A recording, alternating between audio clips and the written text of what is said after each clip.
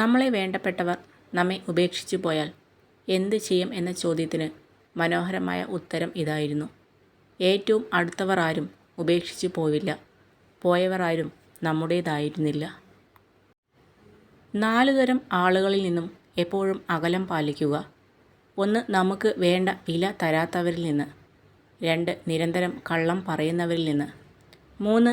ആവശ്യങ്ങൾക്ക് വേണ്ടി മാത്രം നമ്മെ സമീപിക്കുന്നവരിൽ നിന്ന്. 4. നമ്മുടെ പരാജയം കാണാൻ ആഗ്രഹിക്കുന്നവരിൽ നിന്ന്. ഒരാളെ വേദനിപ്പിക്കുന്നത് കടലിലേക്ക് കല്ലെറിയുന്ന പോലെ നിസ്സാരമാണ്.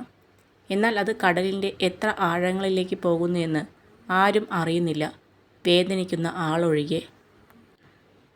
ഇടയ്ക്കൊന്ന് കരയണം, എങ്കിലേ പുഞ്ചിരിക്ക് എത്ര വിലയുണ്ടെന്നറിയൂ.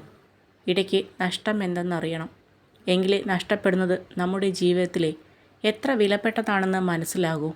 അല്ലെങ്കിൽ സ്നേഹവും ഒരു കാപട്യവുമായി മാറും. കാരണം കുറ്റങ്ങളും കുറവുകളും ഇല്ലാത്ത മനുഷ്യരില്ല. അത് ഇടയ്ക്കിടെ ഓർമ്മപ്പെടുത്തുമ്പോഴാണ് മനുഷ്യൻ മനുഷ്യനാവുന്നതും ജീവിതം ജീവിതമാകുന്നതും. നിങ്ങളെ ചതിക്കുന്ന ആരോടും പ്രതികാരം ചെയ്യുന്നതിനെക്കുറിച്ച് നിങ്ങൾ ചിന്തിക്കരുത്. അവർ അതിൻ്റെ കർമ്മഫലം അനുഭവിച്ചേ തീരൂ. നിങ്ങൾക്ക് ഭാഗ്യമുണ്ടെങ്കിൽ അത് നിങ്ങളുടെ കൺമുന്നിൽ വെച്ച് തന്നെ നടക്കും. വീട് ചെറുതാണെങ്കിലും അതിനുള്ളിൽ സമാധാനമുണ്ടെങ്കിൽ അത് കൊട്ടാരത്തേക്കാൾ വലുതാണ്. കയ്യിൽ സമ്പത്തുള്ളവനല്ല, മനസ്സിൽ സമാധാനമുള്ളവനാണ് യഥാർത്ഥ സമ്പന്നൻ. ആരിൽ നിന്നും കടം വാങ്ങാനോ വിലപേശാനോ തട്ടിപ്പറിക്കാനോ പറ്റാത്ത ഒന്ന്, അതാണ് സമാധാനം. തികച്ചും ശാന്തമായി ഒഴുകുന്ന പുഴ പോലെയാണത്. നമ്മളെ വേണ്ടപ്പെട്ടവർ നമ്മെ ഉപേക്ഷിച്ചു പോയാൽ എന്തു ചെയ്യുമെന്ന ചോദ്യത്തിന് മനോഹരമായ ഉത്തരം ഇതായിരുന്നു. ഏറ്റവും അടുത്തവർ ആരും ഉപേക്ഷിച്ചു പോയില്ല. പോയവർ ആരും നമ്മുടേതായിരുന്നില്ല. സ്നേഹം എപ്പോഴും ഒരുപോലെ ആയിരിക്കില്ല. എല്ലാവർക്കും കാലം മാറുന്നതിനനുസരിച്ച് കാഴ്ചപ്പാടുകളും മാറുന്നു. ഒരിക്കൽ നമ്മളിൽ കണ്ട ഗുണങ്ങൾ പിന്നീട് കുറവുകളായി തോന്നിയേക്കാം. അവിടെ നമ്മുടെ ത്യാഗത്തിനൊന്നും പ്രസക്തി ഉണ്ടാവില്ല. സ്നേഹം കടപ്പാടിന് വേണ്ടി മാത്രമാകും. അഭിനയിച്ച് ജീവിക്കേണ്ടി വന്നേക്കാം. നിങ്ങളുടെ പിന്നിൽ നിന്നുകൊണ്ട് നിങ്ങളെക്കുറിച്ച് കുറ്റം പറയുന്നവരെ ശ്രദ്ധിക്കേണ്ട. അവരെ വിട്ടേക്കുക. കാരണം ശരിക്കും പറഞ്ഞാൽ അവർ നിങ്ങളെക്കാൾ 2 അടി പുറകിലാണ്.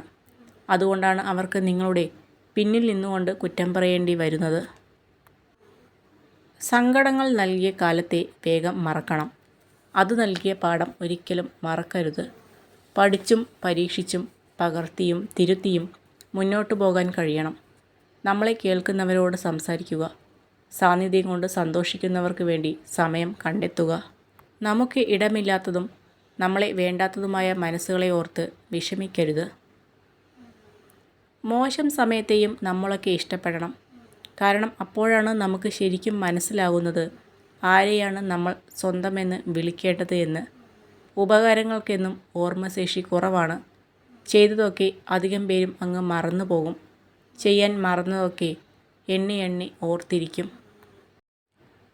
നിങ്ങൾ ഒരാളെ എത്ര വേണമെങ്കിലും പ്രശംസിച്ചോളൂ. പക്ഷേ അപമാനിക്കുമ്പോൾ ഒരു നിമിഷം ചിന്തിക്കണം. കാരണം അപമാനം എന്നത് അവസരം ലഭിക്കുമ്പോൾ നൽകുന്ന വായ്പയാണ്. എല്ലാവരും പലിശ സഹിതം തിരികെ നൽകുന്നു. വെളിച്ചത്തിലൂടെ നടന്നാലും ചിലപ്പോൾ വഴി തെറ്റിയേക്കാം. വീണുപോയി എന്നും വരാം. ഓരോ വഴിതെറ്റലും ഓരോ വീഴ്ചയും നമ്മളെ കൂടുതൽ വിവേകിയും ബുദ്ധിശാലിയും തിരിച്ചറിവുള്ളവരും ആകുന്നു. തെറ്റിച്ചുകൊണ്ടല്ലാതെ ഒന്നും പഠിക്കാനാവില്ല. അവഗണിക്കുന്നവരെ കൂടുതൽ ഭംഗിയായി തിരിച്ചും അവഗണിക്കാൻ പഠിച്ചു നോക്കൂ. ജീവിതം കുറെ കൂടി ഭാരമില്ലാതെ മുന്നേറും. സമയവും സാഹചര്യവും എപ്പോൾ വേണമെങ്കിലും മാറാം. അതിനാൽ ആരെയും അപമാനിക്കരുത്. അല്ലെങ്കിൽ ആരെയും വില കുറച്ച് കാണരുത്. നിങ്ങൾ ശക്തനായിരിക്കാം, പക്ഷേ സമയം നിങ്ങളെക്കാൾ ശക്തനാണ്. എവിടെയാണോ നമ്മൾ തോറ്റത് അവിടെ നിന്നും ജയിക്കാൻ ശ്രമിക്കണം. എവിടെയാണോ നമ്മൾ കരഞ്ഞത് അവിടെ നിന്ന് ചിരിക്കാൻ പഠിക്കണം. എവിടെയാണോ നമ്മൾ തകർന്നത് അവിടെ നിന്നും ഉയർത്തെഴുന്നേൽക്കണം. ആരൊക്കെയാണോ നമ്മളെ പരിഹസിച്ചത് അവരുടെ മുന്നിൽ തല ഉയർത്തി നിൽക്കാൻ കഴിയണം. മറ്റുള്ളവരുടെ പരിഹാസങ്ങൾക്കും തരം താഴ്ത്തലുകൾക്കും ഇടയിൽ നാം പൊരുതി നേടുന്ന വിജയങ്ങൾക്ക് ഏറെ മധുരമുണ്ടാകും. ഒരാളെയും മറ്റുള്ളവരുടെ മുന്നിൽ വെച്ച് തരം താഴ്ത്തി സംസാരിക്കരുത്. ചിലപ്പോൾ ആ മുറിവുണക്കാനോ ഒന്ന് ക്ഷമ പറയാനോ പോലും ജീവിതത്തിൽ പിന്നീട് അവസരം ലഭിച്ചില്ല എന്ന് വരാം. നിങ്ങളെ ആത്മാർത്ഥമായി സ്നേഹിക്കുന്ന ഒരാൾ എപ്പോഴും നിങ്ങളുടെ പിന്നാലെ ഉള്ളപ്പോൾ ആ സ്നേഹം ഒരിക്കലും മനസ്സിലാവില്ല. അത് ഒരുപക്ഷെ ശല്യമായി തോന്നിയേക്കാം.